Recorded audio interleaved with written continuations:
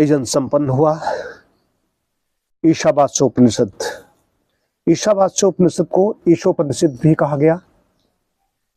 ईशावास्योपनिषद यजुर्वेद से जुड़ा हुआ है, छोटा सा उपनिषद है, ये एकादश उपनिषद है। इसमें पहला है ईशावास्योपनिषद। इसका मंत्र है ओम ईशावास्यमिदं सर्वं यत् किंच जगत्यां जगत् तेन त्यक्तेन भुंजीथाः मा घृतः कस्य धनम्। अब ये मैंने एक बार पढ़ा, एक बार हम पढ़ेंगे, आप भी दोहराएं। ओम ईशावास्यमिदं, ओम ईशावास्यमिदं सर्वं यत् किंच जगत्यां जगत् यत् किंच जगत्याम जगत् तेन त्यक्तेन भुंजीथाः तेन त्यक्तेन भुंजिताः मा घृतः कस्य स्विद्धनम्। इस जगती में जो जगत है वो ईश द्वारा बना हुआ है। ईश परमात्मा, ईश्वर उसको कहा गया है। इसलिए त्याग पूर्वक भोग करो, किसी दूसरे के धन की आकांक्षा मत करो। त्याग पूर्वक भोग। तेन त्यक्तेन भुंजीथाः। ओम, ओ ईश्वर, ओम परमात्मा का नाम ईश्वर, ओ परमेश्वर का निज नाम है।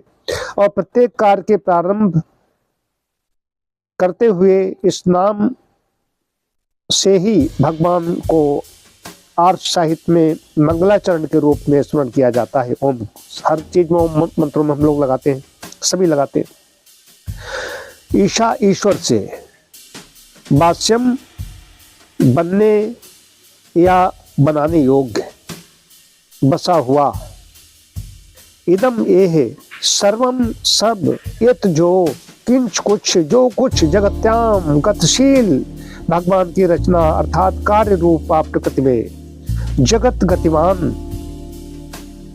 तेन उससे, उसने, उस कारण से, त्यक्तेन दिए हुए, त्याग भाव रखते हुए, भुंजीथाः भोग करो, मां मत, घृतः लालसा करो, लालच में पड़ो, कस्यस्वित किसी के, धनम धन को, अथवा धनम कस्यस्वित धन जिसका है। ये इसका शाब्दिक अर्थ है, इनके शब्दों का संस्कृत के।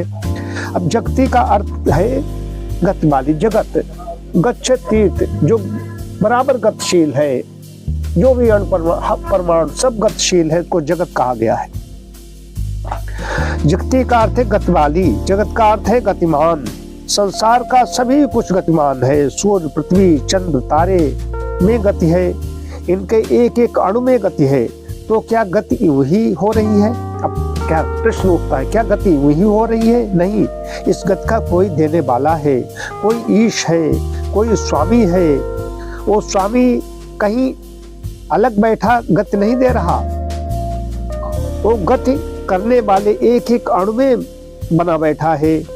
अणु में मतलब कि कण कण में, जो हम नहीं कहते कण कण में विराज, ऊपर नीचे दाएं बाएं आड़े तिरछे, हर चीज के अंदर है, हर चीज के अंदर है, बना बैठा है। जब वो एक एक अणु में बसा हुआ है और ईश स्वामी की हैसियत से बसा हुआ है, तब तो ये सब उसी का ही है, सब उसी का है। हमारा क्या है?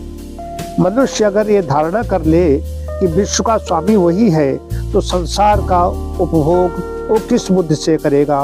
वो यही तो समझेगा कि मैं उसका दिया खाता हूँ, उसका दिया पीता हूँ, उसका दिया काम में लाता हूँ। वो संसार में के पदार्थों का भोग करेगा, परंतु ये समझकर कि ये सब उसका है, मेरा नहीं। वो भोग करेगा परंतु त्याग बुद्धि से करेगा, वो काम करेगा परंतु निसंग भाव से। संसार की सब वस्तुएं उसकी हैं, अतः उसकी वस्तु को अपना समझना तो चोरी के समान है। जो अपने पास है, जब उसे भी अपना समझना चोरी है। कितनी बड़ी बात कही, जो अपने पास है जब उसे भी अपना समझना चोरी है, तो जो दूसरे के पास है उसे अपनाने का प्रयत्न करना तो उसकी दृष्टि में दोहरी चोरी है। जो ये समझ लेता है कि संसार गतिमान है, गति कभी गति देने वाले के बिना आ नहीं सकती, गति अणु के भीतर है, अतः गति देने वाला भी अणु में बसा हुआ है, वही इस सब का स्वामी है। फिर वो संसार में निर्लेप, निसंग, त्याग पूर्वक भोग के अतिरिक्त किसी दूसरे दृष्टिकोण को अपने सम्मुख रख ही नहीं सकता।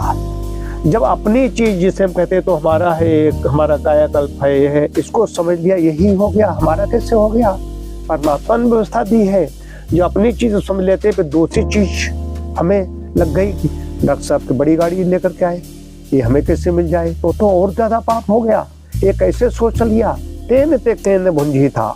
सब हमें त्याग से भोग करे, कोई भी चीज हो त्याग से। इसीलिए हमारे पूरी संस्कृति इसी पर है। पानी का भी कहा गया, लोग हमारे कह देते भैया पानी के ज्यादा दुरुपयोग मत करना, इसका दुरुपयोग मत करना, अति मत करना। तेन भुंजी था। तो पहला यह है। और विशेष बात बता दूं, इसी ईशावास्योपनिषद से के नाम पड़ा, जो ईसा मसीह नाम आया वो इसी से आया, ये कहने में संकोच नहीं। हमारे यहाँ बहुत पहले से सारा सब है, यजुर्वेद का मंत्र है ये। ओम शांति शांति शांति।